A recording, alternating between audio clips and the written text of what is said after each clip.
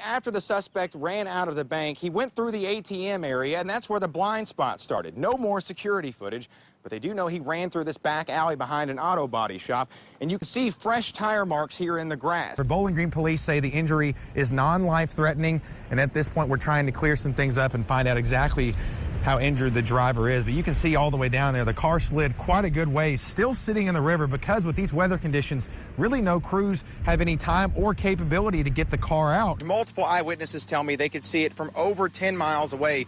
And as you can really see behind me here over my shoulder, it's not exactly all the way put out yet today. EMTs worked feverishly at the scene, sending one person to the hospital. The coroner's office sadly reporting to us that one person has been killed. Here in Woodbury, certainly one of Kentucky's smallest cities, in order to force an alcohol vote, the people of the town only needed 5 signatures on their petition.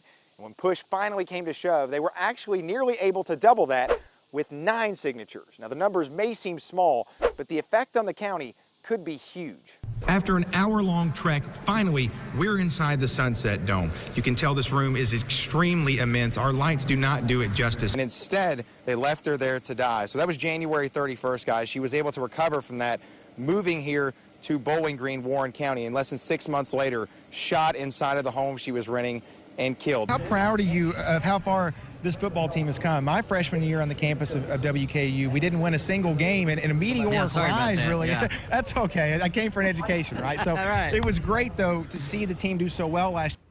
Gene, Dale Clark was taking his family to church camp last night when he saw smoke coming from a soybean field. The sight of a burning truck was a surprise to Dale, but the even bigger shock came after he pulled the driver from the cab.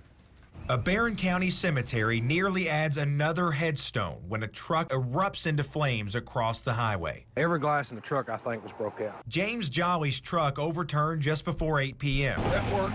By coincidence, or perhaps something else, it was the same time Dale Clark and his family were driving on Highway 87. As I'd passed it, I seen it starting to smoke, and I threw my pickup in reverse and backed up. Dale ran across the road without hesitation, adrenaline pumping. Gentleman in the car or in the pickup was laying in the seat, halfway out the windshield. The truck now getting hotter, forcing Dale to act fast. I pried the door open, reached and grabbed it and pried it open, and I reached in and got him by his belt loop and kind of by his shirt underneath.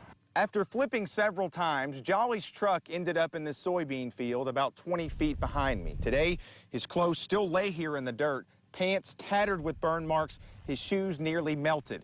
Dale Clark says when he found Jolly yesterday, it wasn't just his clothes covered in flames, he was also on fire himself. He was on fire. The bottom extremities of his body was on fire. His pants legs, his shoes was on fire. By then, others had stopped and ran to the charred truck. Jolly, still conscious, begging for help. I took his shirt and just, beat the fire out to get the flames away. If Dale had come by just 60 seconds later, it could have been the end of James Jolly's life. Within a minute of me getting him out, that whole cab was engulfed.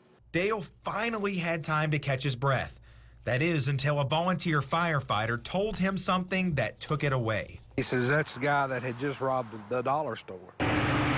Minutes earlier, James Jolly had walked into a Fountain Run store with a ski mask, pointed a gun at the clerk, and made her empty the drawer. It kind of puts you in a state of shock. The crash scene, less than 2 miles from the store, was actually the site of a failed getaway. As Jolly flew in a helicopter to Vanderbilt Hospital, Dale said he began to think. You just look at it as, it's still a person. I don't think it changed anything. The field littered with stolen cash, blood, and medical equipment, the site of an inferno, and also a crucible of character for Dale Clark. I don't have to answer for what he did, but I have to answer for what maybe I wouldn't have done. Now, James Jolly is still in the Burn Trauma Center at Vanderbilt Hospital tonight. And talk about being in the right place at the right time. Dale Clark told me today, the man who saved James Jolly's life, it's actually the 3rd time he's pulled someone from a flipped or burning car. Almost too amazing to be true, Gene. Gene, Gabby Doolin's parents, Brian and Amy, have been through so much this last year. Emotion building with seemingly no outlet to express their grief. Well, tonight, they shared their tears and sorrow with their community the only way they know how, honestly and with passion. I want you to think about where you was this time last year. I know the peace began. When they woke up that morning, they never anticipated that their world would be turned upside down. Their pain is still going on. And you know, it's hard to get closure when you have to go through the things that they've had to go through.